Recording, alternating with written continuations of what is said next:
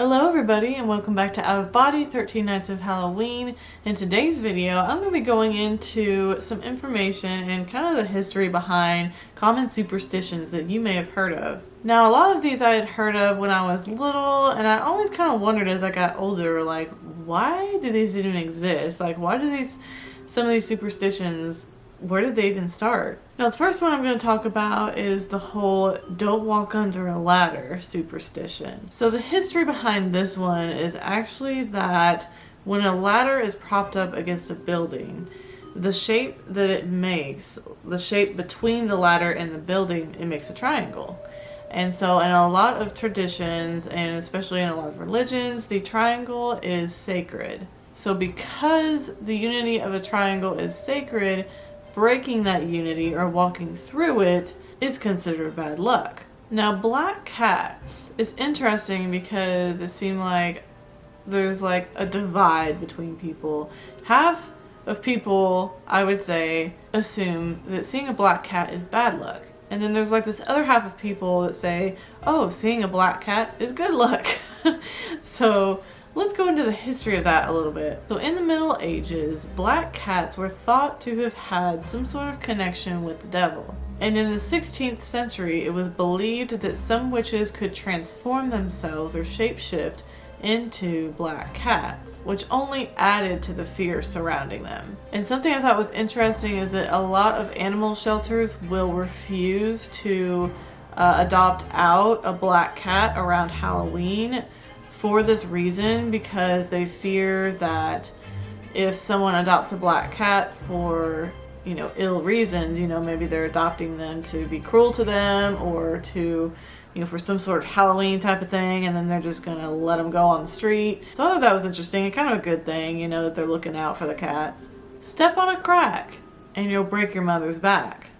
I know I'd heard that one when I was little, but I didn't know there was more to it. The rest of it actually goes, step on a line and you'll break your father's spine. See, I never heard that part of it, but apparently that's the entire thing. I remember kids saying that or singing something like that with those words, when they're playing hopscotch or just when you're walking around the playground, like, oh, don't step on a crack, you'll break your mama's back, kind of thing. So this phrase or this saying comes from the belief of some people that within a crack lurks some sort of evil or danger, and when you step on it, you're releasing that out of the crack. I'm sure there's a lot of jokes that could be made to that. I'll just let you guys do that. Now I think one of my favorite ones is the unlucky number 13, which for me, 13 is a very lucky number because my birthday is on the 13th, March 13th actually, so it's 313. So like whenever I see the numbers 313 or whenever I see threes anywhere, I always feel like it's like, good luck kind of thing. However, the number 13 has not always been associated with good luck. It's primarily been associated with bad luck. And as a result, it's been avoided by many, many people over the centuries. Now, some people say it originates around the time of Jesus and the fact that he had 13 disciples, and the 13th disciple is the one who betrayed him. It is also believed that Jesus was crucified on a Friday, so Friday the 13th is kind of one of those days that's supposed to be unlucky or creepy. Some people say that that's how it kind of originated. Now another theory is that it stems from Norse mythology, and in a particular story where 12 gods were invited to Valhalla in Asgard. So what happens is another god named Loki decides to crash the party, and he's known to be kind of evil and everything.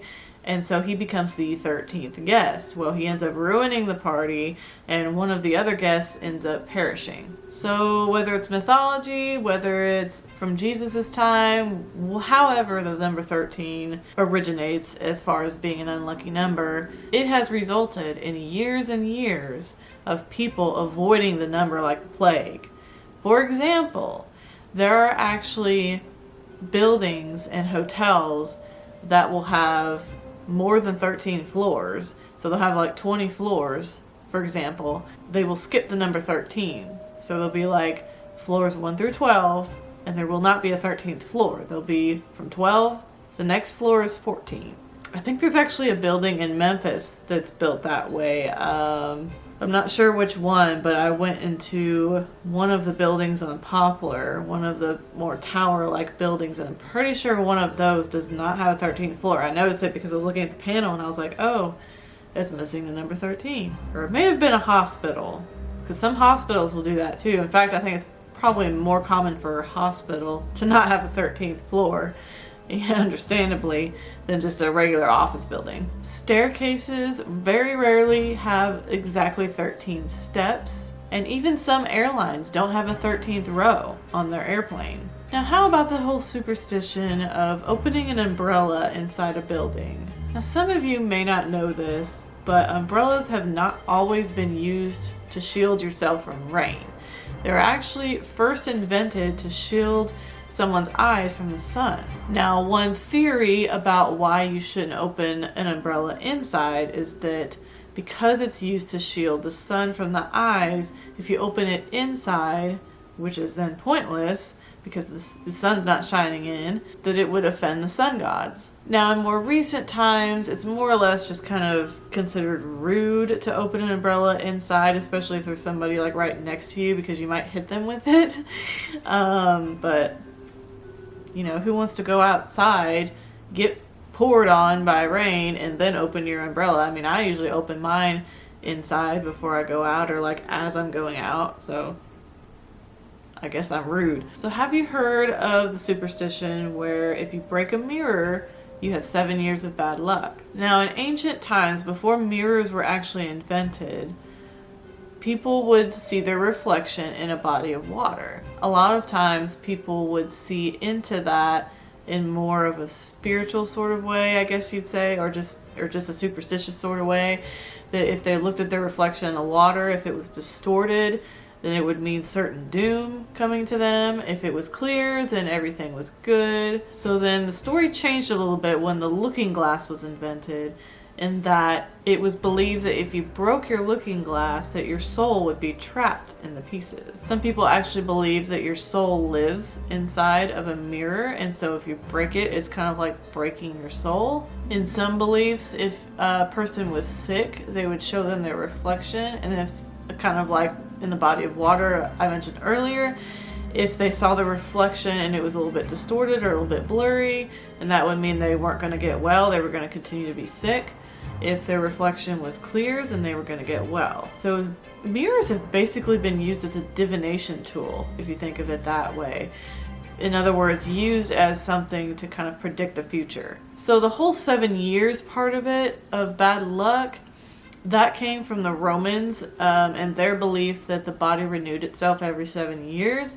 So they believed that the bad luck you would get from breaking a mirror would then go away after that 7 years. Now, one superstition is interesting because someone I work with actually just mentioned it today, that bad things happen in threes. Now, some people will swear to this. A lot of times it's believed that, especially with death, that it happens in threes. So like if you lose a relative, expect that maybe 2 more will die soon after because they happen in threes.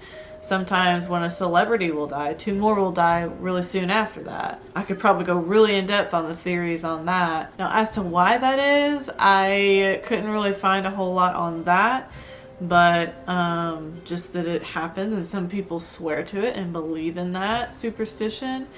And then other people say that it's not really a real thing, it's kind of a coincidence. And then, you know, sometimes it's just our brains trying to find patterns and trying to connect things and noticing, you know, oh, there's 3. So the last one I'm going to talk about is when someone sneezes, what do you say?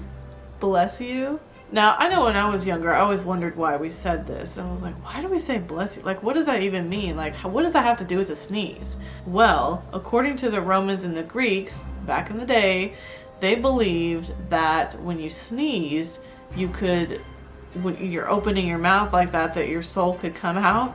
And so they would say bless you really quick to keep your soul back in your body. So when I was little, I don't know if I asked the teacher or if she just told us. I must have been like 3rd grade or something, and one of my teachers actually tried explaining to us where the whole bless you thing came from, and I always remembered it. And then I actually found online it is still kind of an explanation or an origination of where the whole bless you thing with sneezing came from. And that is the belief that when someone sneezes that they're trying to get rid of evil spirits, or there's kind of two things, or that an evil spirit is trying to possess that person and their body's trying to like reject it.